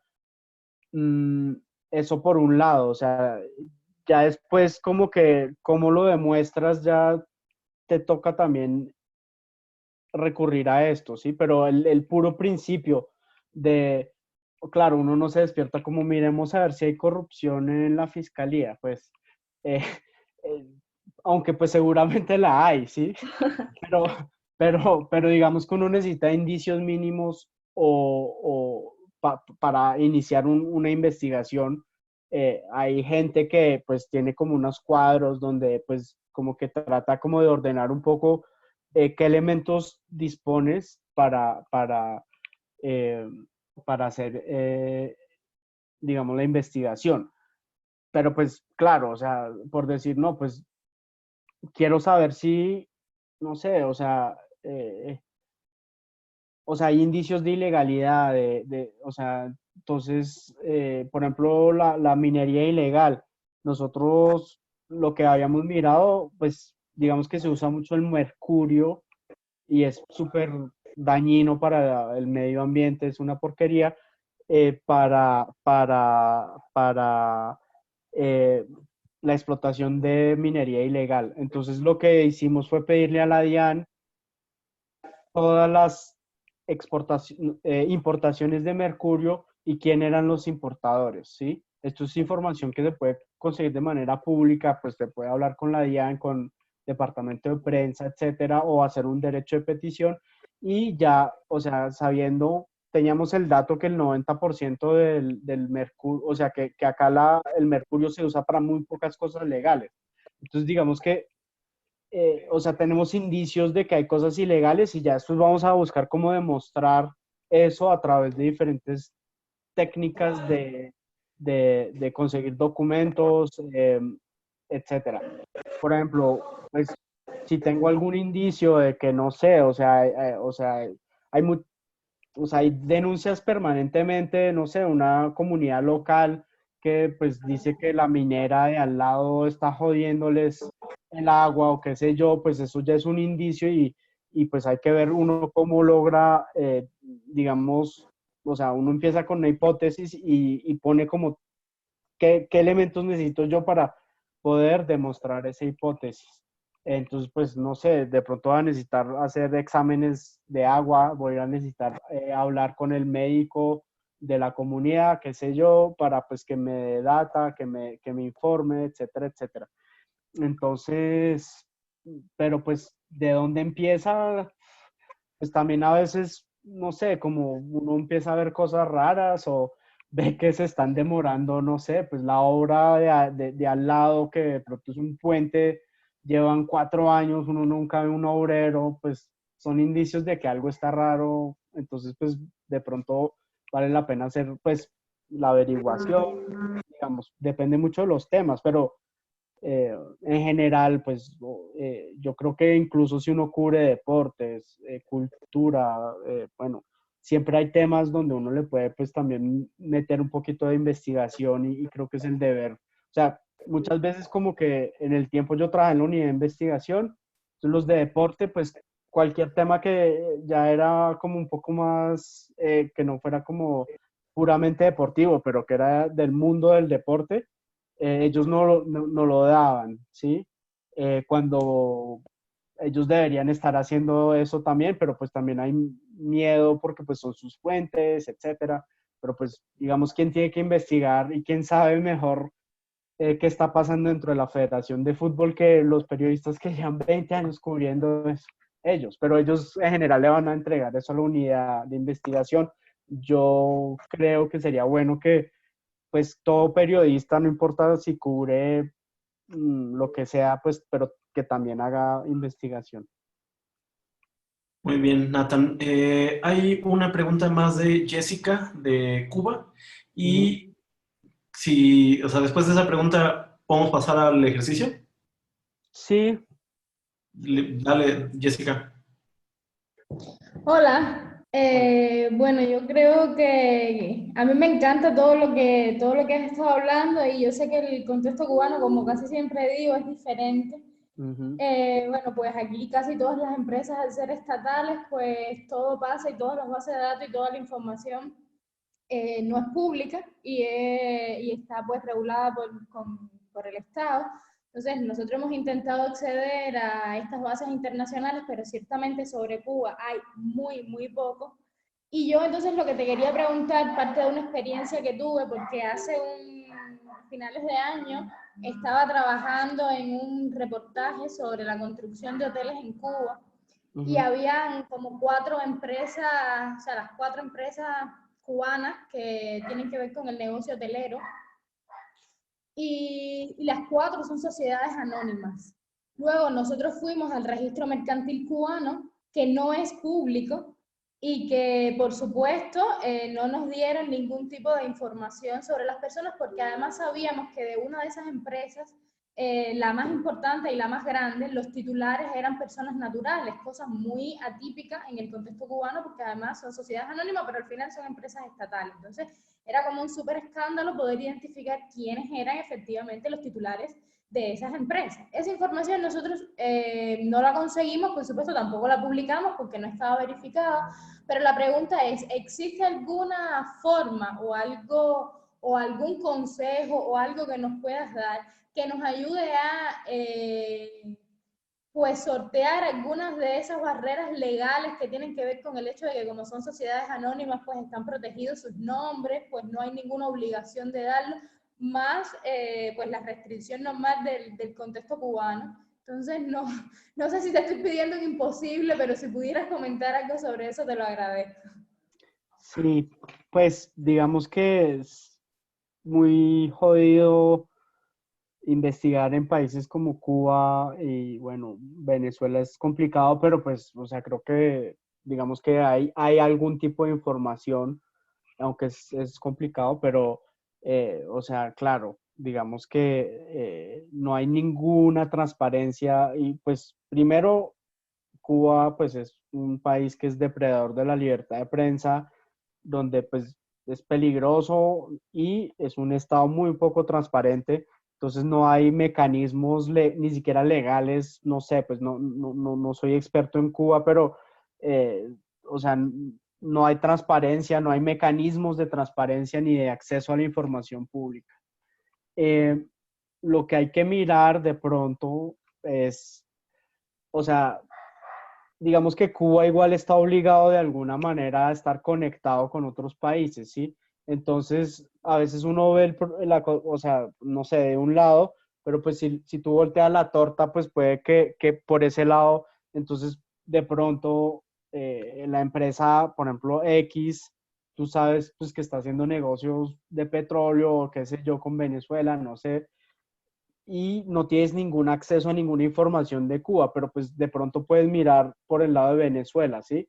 A ver si o sea, porque pues siempre hay un rastro, entonces, pues digamos que cuando de pronto en tu país hay algo que no te permite verlo, de pronto en otro país, entonces a veces uno pues va a pedir, no, que yo quiero todas las importaciones de esta empresa. No, acá no te lo damos.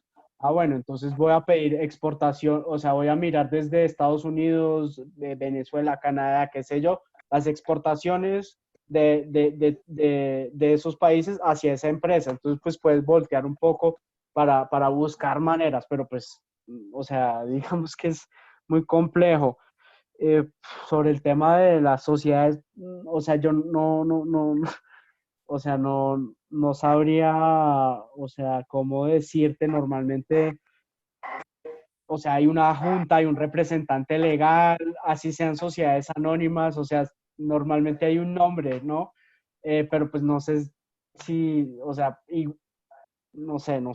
Pero en otros países es accesible, por ejemplo, cuando es una sociedad anónima, legalmente tú puedes acceder a esa información, o el hecho de que sean sociedades anónimas ya protege a las empresas de que esa información es completamente privada. No, ¿Cómo funciona en otros países del mundo? El registro público, o sea, sociedad anónima es más una forma, digamos, o sea, hay distintos tipos de empresa, una de esas es sociedad anónima, según el tamaño de la empresa, o sea, hay muchos tipos de decisiones que se pueden tomar, pero, o sea, las empresas en cada país tienen sus reglas, pero pues casi siempre pues tienen que tener un registro mínimo de, o sea, por ejemplo, si son sociedades de acciones, pues ahí, o sea, ahí ya complica un poco porque a veces el accionista está detrás de una empresa, etcétera, pero pues digamos que la empresa igual tiene que rendir informes públicos para sus accionistas, por ejemplo, si están en la bolsa de Nueva York, ellos tienen que estar publicando algún tipo de informes. Y empresas pues más pequeñas, igual siempre hay un representante legal, siempre hay una persona por lo menos, o sea, es muy raro que ni siquiera haya o sea, alguien, pues. Muy bien, Nathan. Bueno, pues nos queda justo media hora para intentar replicar el ejercicio que hicimos el año pasado. El año pasado habíamos trabajado con las bases de datos. Sí, pero bueno, no sé si tenías, algo que habías dicho que tal vez podíamos hacer algo sobre el ejercicio como tal, pues de pronto yo quería pues decirles un poco en estos momentos y pues como claro, o sea, digamos que son momentos un poco complejos donde a veces nos sentimos un poco paralizados y el cubrimiento está muy en torno a algunos elementos o sea, de cuántos enfermos hay, no sé qué, bueno, los gestos de solidaridad, o sea, los cierres, el avión o el colombiano que está en Egipto, que no puede volver a casa. Entonces, pues, este es un cubrimiento muy importante. Obviamente la gente está con grandes necesidades de estar informados y ahí hay un rol social, pues, que a veces se nos olvida a los periodistas, pero creo que en estos momentos, claro, hay que transmitir información pues veraz y creo que es importante. Pero también hay muchas cosas que están pasando que nadie está mirando porque todo el mundo está completamente mirando hacia ciertas cosas y que nosotros queremos empezar a mirar. Nos parece que es como una oportunidad para mostrar muchas cosas y que el público también merece pues saber qué está pasando o qué están haciendo mientras tanto. Entonces, hay varias líneas que pueden ser interesantes para trabajar en estos momentos. Obviamente todo lo que está pasando a nivel de contratación es clave, porque en estos momentos los estados pueden estar comprando, no sé, 100,000 mascarillas de estas tapabocas y no sé qué.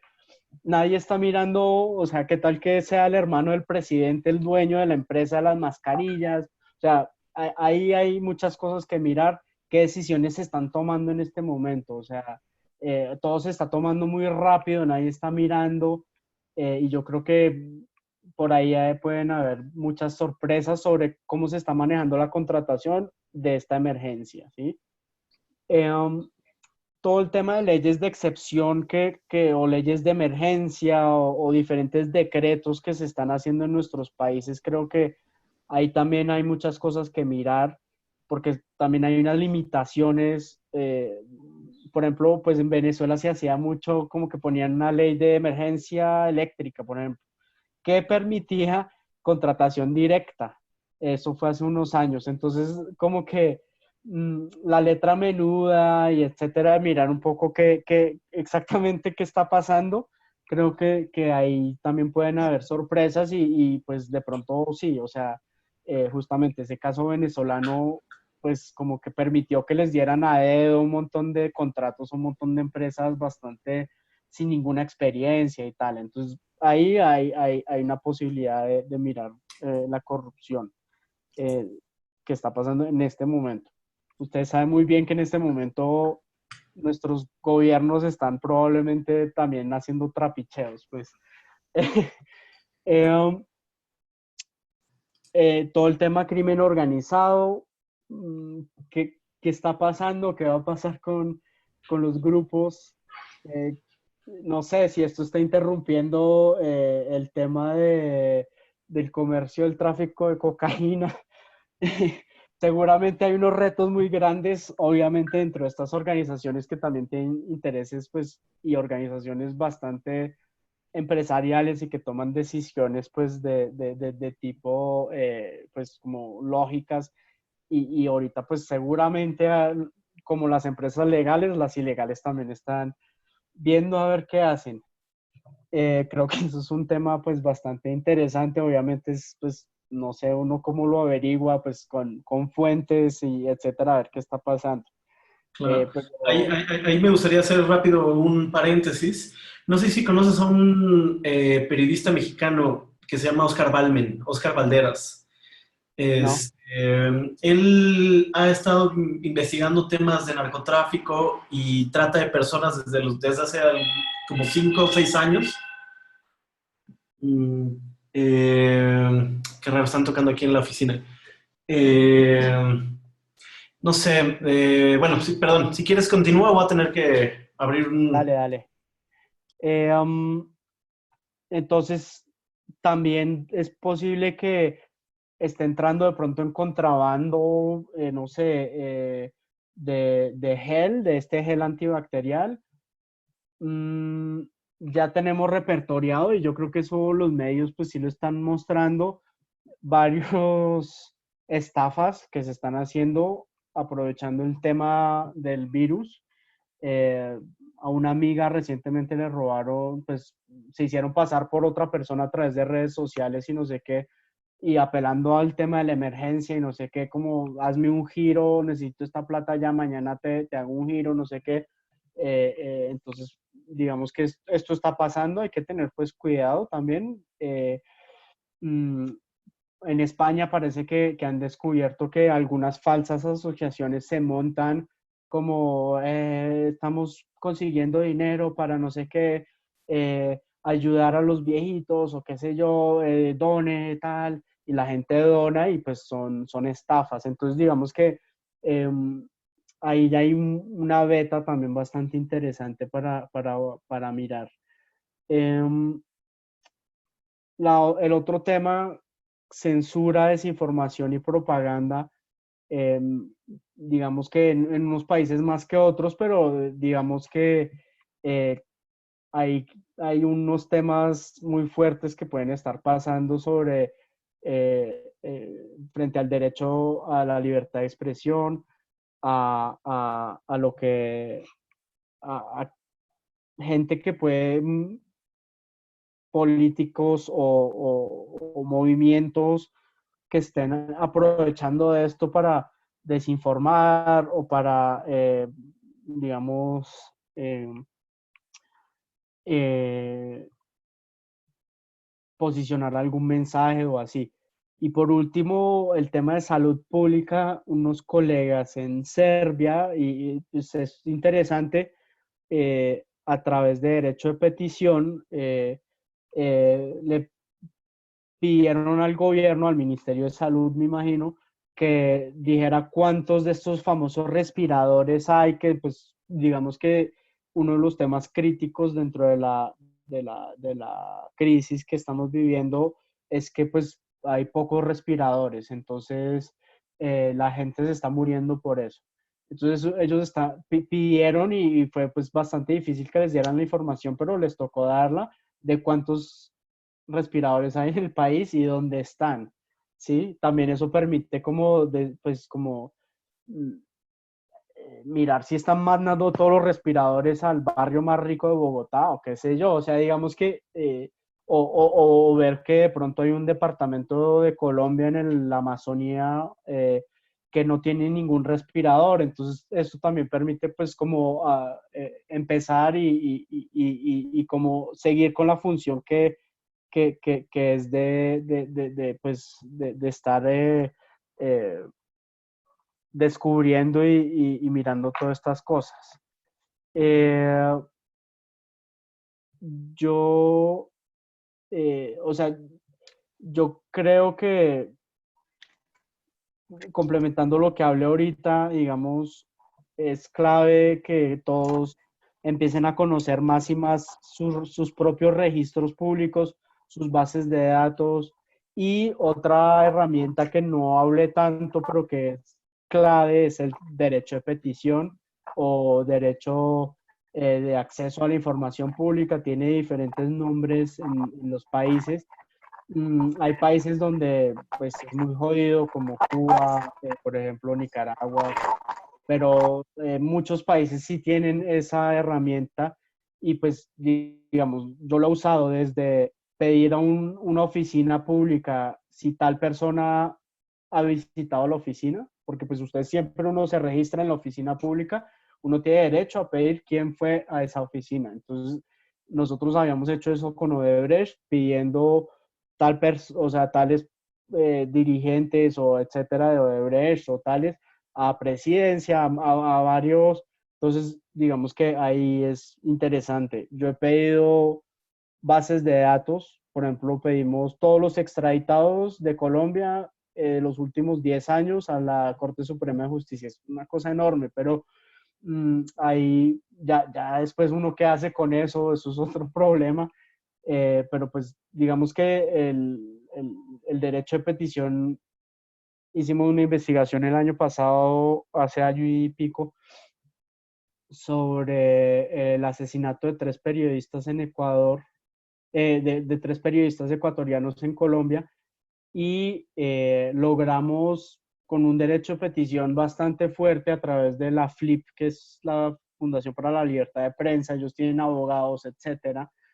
Entonces, pues uno siempre se puede apoyar en este tipo de instituciones para también, si necesita ayuda legal.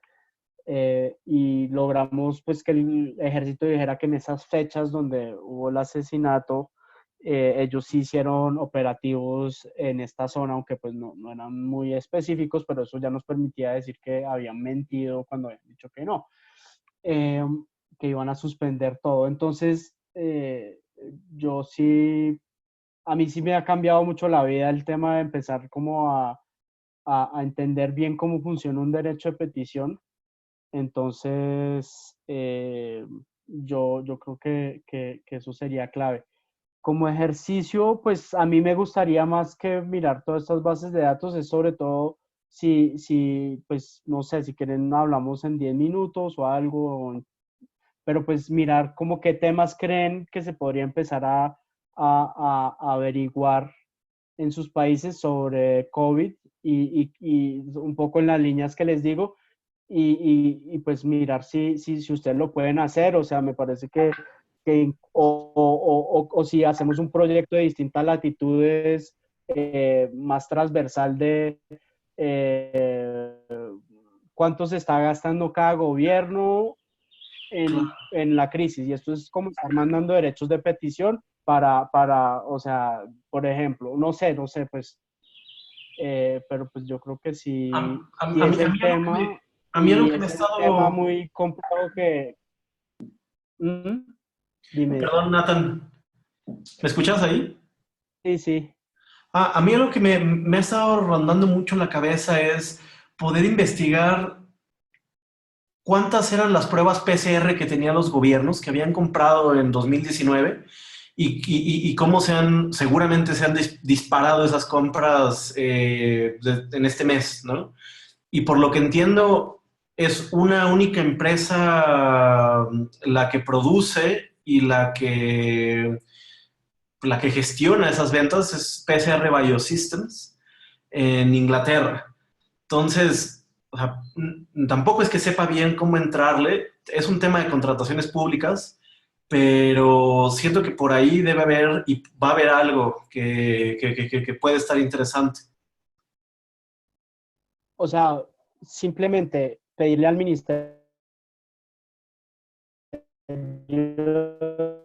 de salud de cada país definir exactamente el derecho de petición, pero pues se puede pedir un derecho de petición al Ministerio de Salud o Secretaría de Salud eh, diciendo cuántos de estos tenía a tal fecha, dónde estaban, cuántos ha comprado a esta fecha, entre tal fecha y tal fecha, cuánto se ha gastado, a quién se lo compró.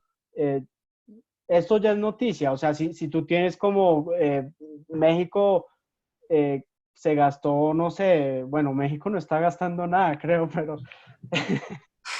Perú se gastó, no sé, 100 millones de dólares para comprar estos a los enfermos no les están haciendo los test, se están demorando una semana en entregarlo. Yo creo que eso es una noticia, ¿sí? Y es una noticia que ayuda a que las decisiones se estén tomando bien y que los gobiernos sean transparentes en estos momentos de crisis. Entonces, sí, yo creo que sí se pueden hacer muchas preguntas y es el momento, es el momento. Claro. Bueno, pues esa era una idea que lanzaba al ruedo, pero también chicas, chicos, cosas que se les van a ocurrir en esta coyuntura, de cosas que mirar, que investigar. O sea, podría ser bien interesante que distintas latitudes haga algo, o sea, de aquí a un mes, que cada uno haga algo en su país alrededor de un tema, o sea, o sea, de todos los temas, pues, pero se puede escoger uno, no sé, para mirar, y es un tema de gran interés, yo creo, y poder comparar, o sea, ver que en Colombia se ha gastado 2 veces más para comprar lo mismo que Perú. Claro. Claro. Sí, sí, sí.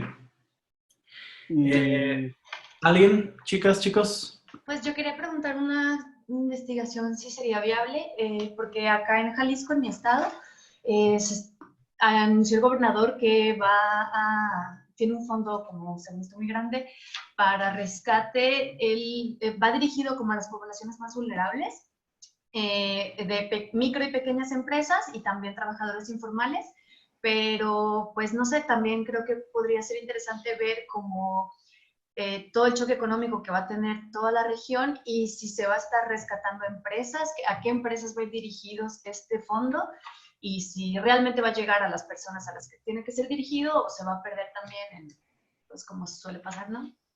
Total, y incluso puede haber un ángulo electoral ahí, pues de clientela política, que sería raro que no lo usen un poquito para eso también, ¿sí?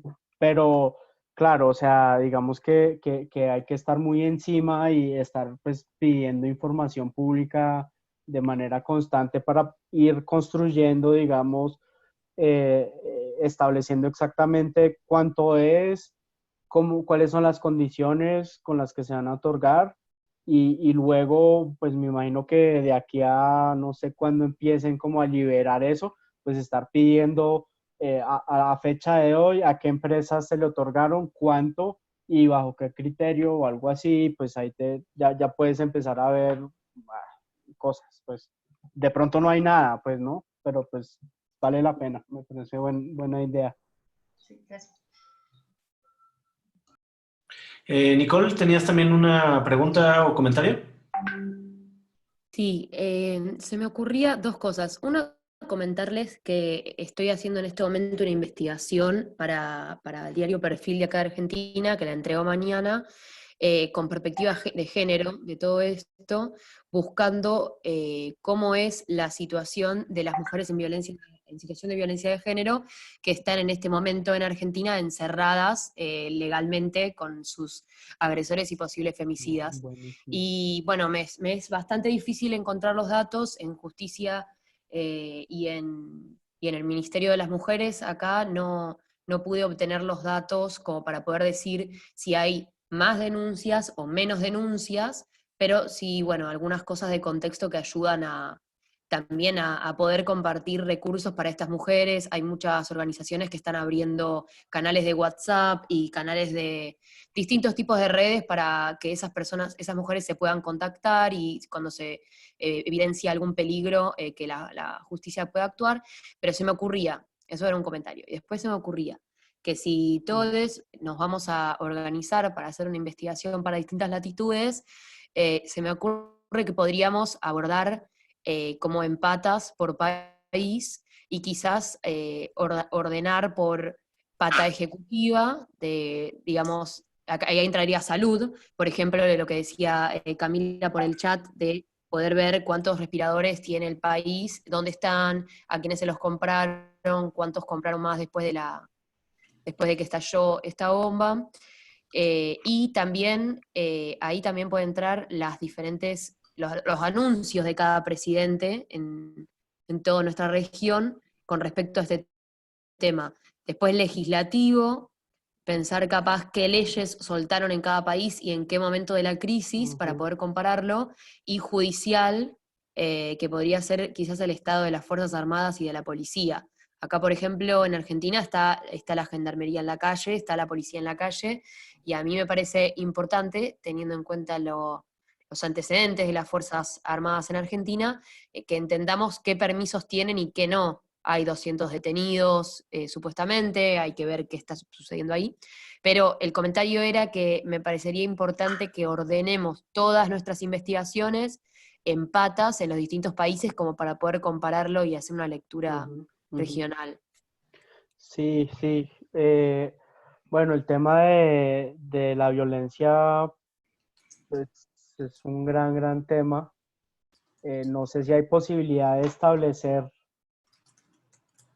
cuánta gente tiene es complicado, pero cuánta gente tiene una condena que supuestamente no lo deja al agresor estar, digamos, compartiendo pues un espacio con la persona agredida. Y eso pues como para encontrar como cifras macros de, pues, o sea, no sé, 10.000 personas que han agredido a sus parejas, están ahora conviviendo con ellas o tienen el riesgo de, por el confinamiento, pues de estar, o sea, hay 10.000 mujeres en riesgo de tener que estar confinadas con su agresor, una cosa así. Es una perspectiva muy interesante. Sí, es muy difícil encontrar esos datos. Obviamente, pues me imagino que consultaste fundaciones y ONGs y etcétera, pues que están como en primera línea de este tipo de temas. Pero sí, es bien interesante. Lo que planteaba, sí, o sea, yo creo que uno puede fijar como algunos ángulos o algunos ejes de investigación y pues claro, o sea, yo creo que ahí hay, aunque pues legislativo en muchos países se está manejando decreto presidencial que ya ni siquiera pasa por el legislativo, sino que porque hay una ley de excepción que permite al presidente legislar sin pasar por el poder el legislativo. Entonces, eso, pero yo creo que lo interesante y lo que ustedes tienen que aprovechar, y pues obviamente ya se ha hecho y seguramente lo están haciendo, es que están en una red regional donde muchos países se parecen, entonces es pues como que somos países muy parecidos más o menos los unos de los otros y es muy bueno poder hacer ese tipo de comparaciones y decir, no sé, o sea, sí, se están gastando en Argentina tanto por respirador, mientras que los uruguayos están pagando el doble, o sea, algo no está funcionando, o sea, entonces sí me parece como tratar de fijar esas grandes, digamos, líneas y después la van alimentando y después ya pueden tener como elementos de análisis. Pues muy bien, querido Nathan. Nosotros teníamos contemplado un ejercicio colaborativo, pero posiblemente vamos a darle un giro ahora con esta coyuntura. Me dejaste pensando. Entonces, pues Hay nada. que ir rápido Claro. y es difícil conseguir la información porque todo el mundo está en casa, también los funcionarios. Entonces, digamos que todo este tema yo no sé bien cómo va a funcionar. O sea, todo el mundo, nadie sabe qué está pasando ni qué va a pasar. Estamos todos perdidos. Pero creo que sí, o sea, la oportunidad y la oportunidad y la responsabilidad del periodismo yo creo que es vital en este momento. Sí, sí, sí. Sí, también estoy pensando que va a haber esfuerzos desde los gobiernos para limitar información. Estaba pensando en el caso de México. El INAI, el Instituto Nacional de Acceso a la Información, mencionó hace un par de días que pues no iba a atender peticiones de solicitud de información, ¿no? O sea... Eso ya es decir, se está justificando una censura, digamos, en estos tiempos, ¿sí? O sea... Claro, y es como entrar a una cuarentena informativa desde el gobierno, ¿no? O sea... Es un debate válido que hay que dar. Ya, Claro. pues, no sé, hay razones por cerrar, porque pues también prácticamente es difícil seguir haciendo los derechos de información, no sé. Seguramente hay argumentos válidos para no abrir, ¿sí? Pero sí es un debate que me parece interesante si uno puede decir, así se está limitando el derecho, la libertad de prensa, o sea, así el COVID está limitando la libertad de prensa en América Latina, me parece que es un tema, ¿sí? O sea, o otros, pues, pero sí, claro. Claro. Pues muy bien, mi querido Nathan. Pues bueno, pues estamos cumpliendo justo el tiempo. Muchísimas gracias por la sesión. Muchísimas gracias, Diego, por acompañarnos, por sumarte a esta sesión también. Y chicas, chicos, muchas gracias como siempre por tomar un momento de sus sábados para poder conversar, para poder aprender en conjunto. Termino aquí la sesión, como siempre queda grabada y se sube a YouTube para que podamos revisar, para las personas que no pudieron estar en la sesión o quien quiera revisar alguna de estas herramientas pueda hacerlo con más calma. ¿Listo? Vamos a podemos tomar... aprovechar para coordinarnos. Sí, sí. O sea, es que deberíamos hacer algo realmente, creo.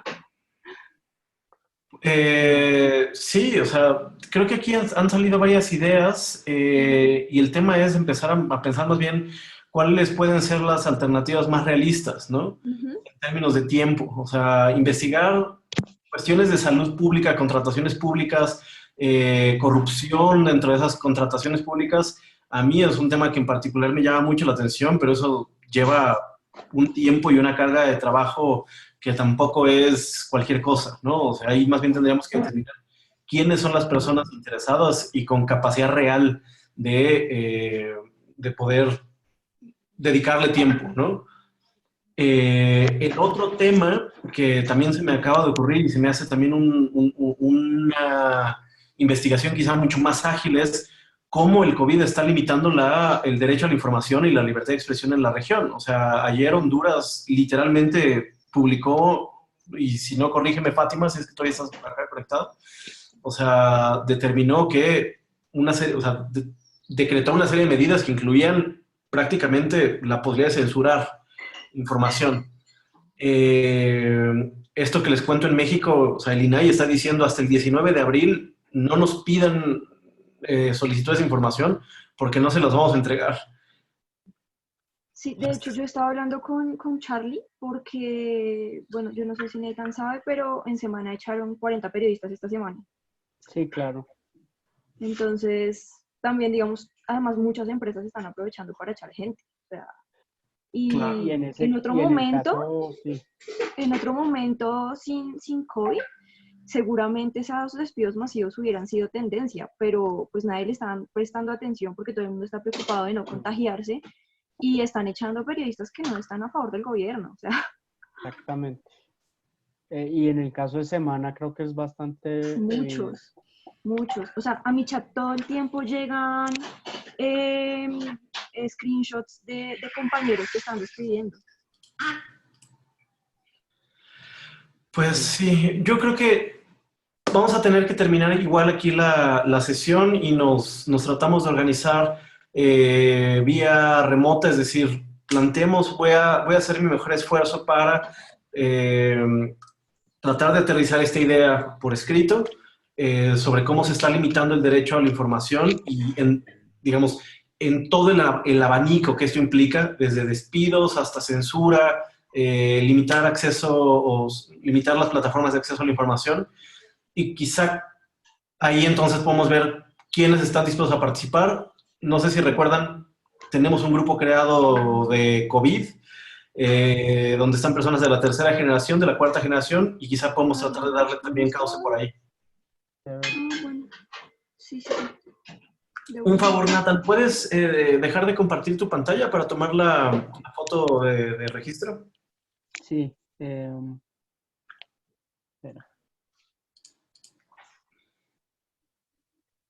Listo. Muy bien. Bueno, pues pues qué cosas con esta cuarentena. A ver cómo salimos de esta.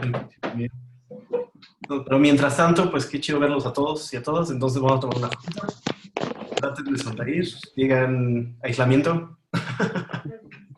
1, 2, 3. Sonrían, sonrían. Eso. Y otra más. Un segundo.